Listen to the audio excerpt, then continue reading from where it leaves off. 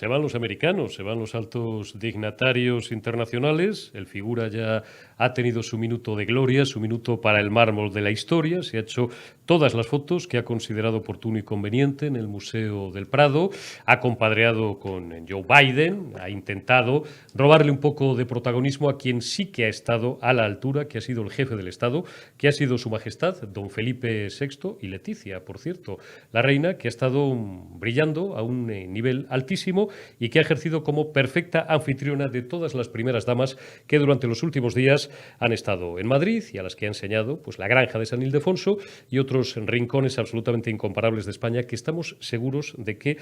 todos cuantos han pasado por aquí, por esta cumbre, recordarán. Nos quedan en la retina, también para la historia, las imágenes. A mí me ha parecido excepcional. Esta mañana había quien se reía de él en Twitter.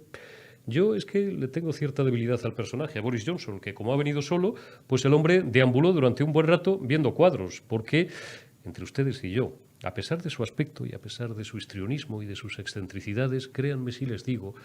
no conocemos evidentemente al premier británico, pero nos tenemos más que estudiada su biografía. Es uno de los tipos más cultos de todos cuantos salían ayer en la foto de familia. También hace unas horas el presidente francés, Emmanuel Macron, con su esposa paseando pues prácticamente a pecho descubierto, con las manos en los bolsillos, por la Plaza de Colón. Hago toda esta larga exégesis, como suelo hacer algunas tardes, algunas noches, dependiendo de cuándo me veáis, para entrar en lo realmente mollar. Y lo importante, lo sustancial, desgraciadamente para los españoles, es que termina la cumbre, pero se queda la inflación, se queda la crisis, se queda la ruina, se queda la miseria. Y desgraciadamente se quedan los socialistas en el poder, se quedan los socialcomunistas y se queda su sanchidad hasta que se le agoten los plazos legales. Datos, pues, para llorar. El último informe de Cáritas de hace unas horas o la encuesta que publica periódicamente el Instituto Nacional de Estadística y que señala que el porcentaje, mejor dicho, de familias españoles por encima del umbral de la pobreza ya rebasa el 28%, muy superior al de 2020. Hogares en los que no solamente no pueden terminar el mes, sino en los que hay serias dificultades para hacer siquiera una comida al día. Cerca de Periodista Digital hay un comedor social, de los muchísimos que hay en Madrid, y yo todas las tardes, cuando salgo, me doy una vuelta y me gusta observar a la gente. El panorama es completamente heterogéneo. Por supuesto, hay extranjeros, hay marroquíes, escucho hablar en árabe, pero escucho hablar también a muchos ciudadanos del centro de Europa, escucho rumanos, escucho búlgaros, que aunque muchas personas los confundan, no tienen nada que ver, y veo también muchos españoles. Y no todos ellos con aspecto precisamente de homeless ni de personas que vivan en la calle. Muchos de ellos tienen aspecto de ser gentes absolutamente normales, que hasta hace unos meses probablemente tenían un trabajo o un buen trabajo, ganaban un sueldo digno, y que en 6 meses se han visto abocados a la más absoluta pobreza o a la necesidad por culpa de la pésima gestión de unos miserables que se gastan la pasta en viajar como Irene, que si quiere bolsa señora, a Estados Unidos en un Falcon de la Fuerza Aérea Española, que vale 11.000 pavos, 11.000 euros, uno encima de otro, por hora de vuelo. Si tuvieran vergüenza, que no la conocen, se irían. Se habrían ido, habrían dimitido ya hace mucho tiempo y se habrían ido fuera del territorio nacional. Si muchos españoles tuvieran vergüenza, tuvieran decencia y menos sectarismo,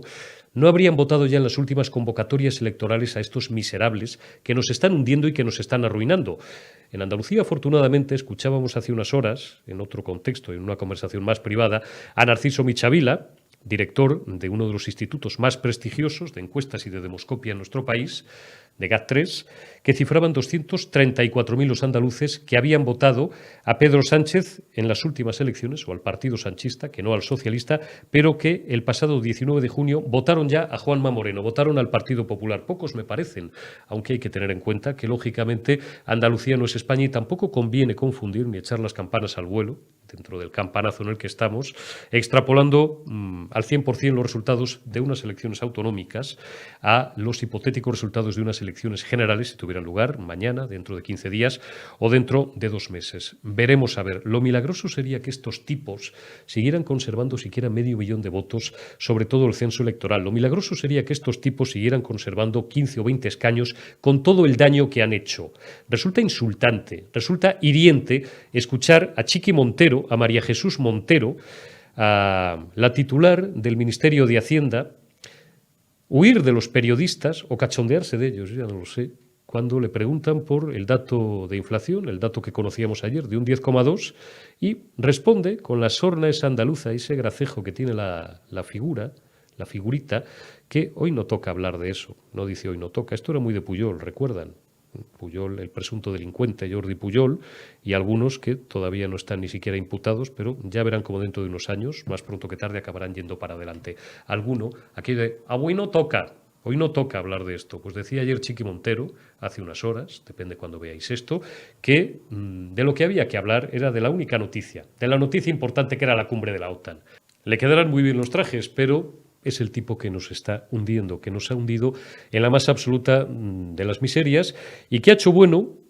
al que consideramos probablemente el peor gobernante y el más tonto también, el más patético, el peor preparado que habíamos sufrido en España desde los tiempos del rey felón Fernando VII, José Luis Rodríguez Zapatero. Nuestra consideración, lo decía el otro día y lo vuelvo a repetir, por el personaje, por aquel leonés que no había pasado de penene, de ser un abogadito del montón, y que si no hubiera sido gracias a 192 muertos en Atocha y en Téllez, en la calle Téllez, pues hubiera vuelto a León en 15 días o en 3 semanas. Ha mejorado, digo, exponencialmente nuestra opinión sobre el actual empleado del narcodictador, del gorila venezolano, después de llevar 4 años ya sufriendo a su santidad. ¿Hasta cuándo los españoles, o una parte del censo electoral, van a seguir legitimando con su voto toda esta ruina, toda esta miseria, todo este empobrecimiento democrático, esta pérdida de valores, esta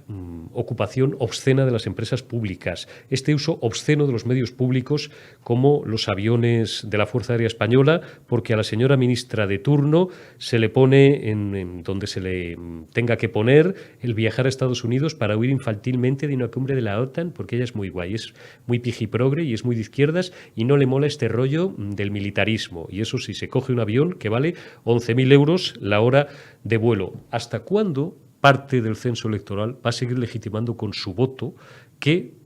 el partido sanchista, que no socialista, gobierne gracias a los apoyos de ETA? Me parecía nauseabunda la demostración de la tal Aizpurúa, no voy a calificar a la individua, haciéndose fotos para las redes sociales delante del Palacio de la Cumbre de San Sebastián, donde, según parece, perdieron la vida Lasa y Zabala, dos miembros de la banda terrorista ETA, sin haber expresado jamás ni una sola palabra de consuelo, ni de arrepentimiento, ni de solidaridad con las familias de los casi 900 asesinados por sus amigos de la banda criminal terrorista asesina de ultraizquierda ETA. Ya hablamos ayer con Josué Cárdenas y con algún otro invitado de los que pasan por aquí por la segunda dosis, también Alfonso Rojo, Hugo Pereira, de ese retoque en la ley, como dicen ellos, de memoria histórica o de memoria histérica, digo yo, o de memoria democrática, les gusta también a los pijiprogres llamarla así, un retoque en el cual ha metido la mano hasta el codo, hasta donde les ha dado la gana y donde les han permitido sumisamente, Irene, he dejado pasar por alto lo del otro día con la portavoz del gobierno, la sumisión, porque ya se han cachondeado de ti bastante en redes. Algún día volveremos a la Irene sumisa Montero. Digo que el partido sanchista sumisamente ha aceptado que los bildutarras hayan metido de hocicoz la mano hasta el codo en los retoques de esa ley. Y los amigos, vuelvo a recordar, de los de el tiro en la nuca. Los votantes socialistas supongo que son conscientes de que con su voto están legitimando a los nostálgicos de los asesinos de ETA. Y no solo a los nostálgicos de los asesinos de ETA. 3 parlamentarios en la Cámara Vasca, de los 21 que me parece que tiene ese subproducto político llamado Bildu, antes Euskal Herria Rock, antes Sortu, antes Batasuna, porque para evitar la acción judicial iban cambiando de nombre cada 4 días, habían pertenecido a la banda terrorista y Bildu está dirigida y está liderada por un fulano que se ha pasado unos cuantos años tomando el sol a cuadros por pertenencia también a banda criminal, a la banda asesina ETA.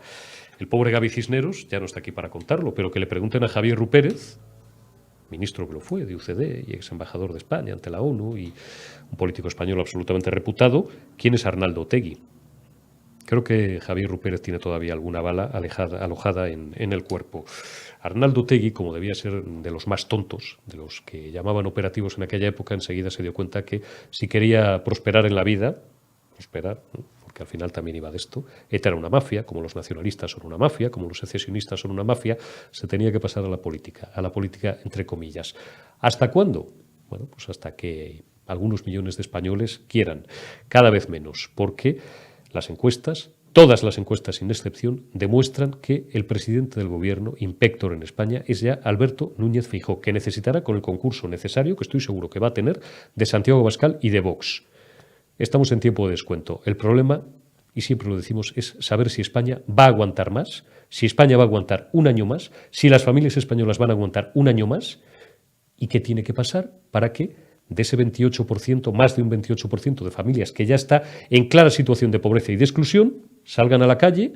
metafóricamente, por supuesto, con el cuchillo jamonero en la boca y digan, basta ya, se acabó. ¿Qué más tiene que pasar en España para que la gente proteste, para que la gente salga a las calles, pero cabreada de verdad, contra unos fulanos que nos están hundiendo, que nos están arruinando económicamente y que están dejando el prestigio institucional, democrático e internacional del Reino de España por los suelos?